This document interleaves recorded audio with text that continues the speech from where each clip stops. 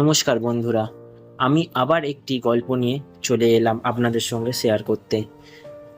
আমার কথাটি হলো যে আমি এখানে কাউকেই মেনশন করছি না, না পুরুষ জাতি না নারী জাতি।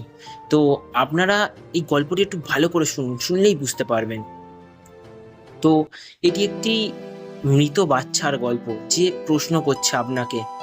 দেখুন তো বুঝতে পারেন কিনা আমার এই গল্পটি। আসুন শুরু করা যাক। বলো তো মা, আমি কে?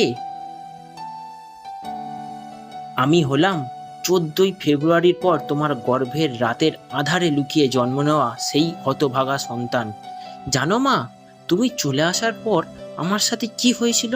তুমি যখন কাপড় দিয়ে ঢেকে আমায় ফেলে আসলে, আমি চোখ খুলে দেখি তুমি নেই।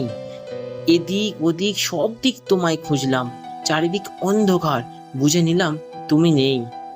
আমি তো তোমার মা ডাকতে শিখিনি তখনও, কিন্তু আমি জানতাম আমার চিৎকার শুনে তুমি দৌড়ে ছুটে আসবে।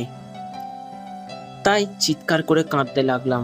জানো মা, আমার চিৎকারে তুমি এলে না ঠিকই, কিন্তু রাস্তার কুকুরগুলো আমার কান্না শুনে ঠিক আমায় খুঁজে নিল। ভাবলাম কুকুরগুলো বুঝি আমায় তোমার কাছে নিয়ে যাবে, কিন্তু না মা, তোমার কাছে নেওয়ার জন্য ওরা আসেনি, ওরা এসেছে আমার খাওয়ার জন্য। একটা কুকুর না, দুইটা কুকুর না মা, অনেক কুকুর। কি ধারালো দাঁত তাদের! আমাকে দেখে ওদের মুখ দিয়ে লালা পড়ছিল। প্রথমে একটা কুকুর এসে নখ দিয়ে আমার নরম পাঁজরগুলো ছিল, তারপরে দুইটা কুকুর আমার মাথা নিয়ে কি টানাটানিই না করছিল। তখন কি যন্ত্রণাই না পাচ্ছিলাম আমি! তুমি বুঝবে না মা, বুঝলে কি আমায় ফেলে যেতে? জানো মা, ওরা যখন আমায় নিয়ে টানাটানি করছিল, একটা সময় আমার যন্ত্রণাটাও কমে গেল। কমবে না কেন বলো? আমার তুলতুলে নরম খাঁচাটি ভেঙে যে প্রাণ পাখিটা ততক্ষণে উড়ে গেছে।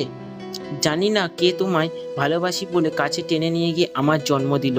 ও না হয় অমানুষ ছিল, কিন্তু তুমি তো মা, তুমি তো কেমন পারলে আমাকে আবর্জনার স্তূপে ফেলে দিতে? যদি নিজের মান সম্মানের কথা একবার ভাবতে, তবে মানুষরূপী ওই পশুটার কাছে গিয়ে আমাকে জন্ম দিলেই বা কেন? কেনই বা এমন মানুষের কাছে নিজের সব কিছু উজাড় করে দিলে? ভালোবাসার অর্থ কি মা? বিবাহের পূর্বে এক বিছানায় রাত্রি যাপন করা? ভালোবাসার অর্থ কি মা? আমার মতো নিষ্পাপ সন্তানকে লোকের অগোচরে জন্ম দিয়ে কুকুর খাওয়ানো? তবে শোনো মা, এমন ভালোবাসা পাওয়ার আগেই ভারাক্রান্ত হৃদয়ে আমি দুনিয়া থেকে বিদায় নিলাম। আমার হতাশার দিন তোমার জন্য সুপারিশ করব মা। আল্লাহ তাআলা যাতে অপেক্ষা করে তোমাকে ক্ষমা করে দেয়। কি বলবো বলো? তুমি তো আমার কথা ভাবলেও না। আমি তোমার কথা ঠিক ভেবে রেখেছি মা। মা, তোমার কাছে শুধু একটাই অনুরোধ, যদি সন্তানকে লোকের সামনে আনতেই এত লজ্জা করে তোমার, তবে আর কখনো আমার মতো অবৈধ সন্তানের জন্ম দিও না। নমস্কার।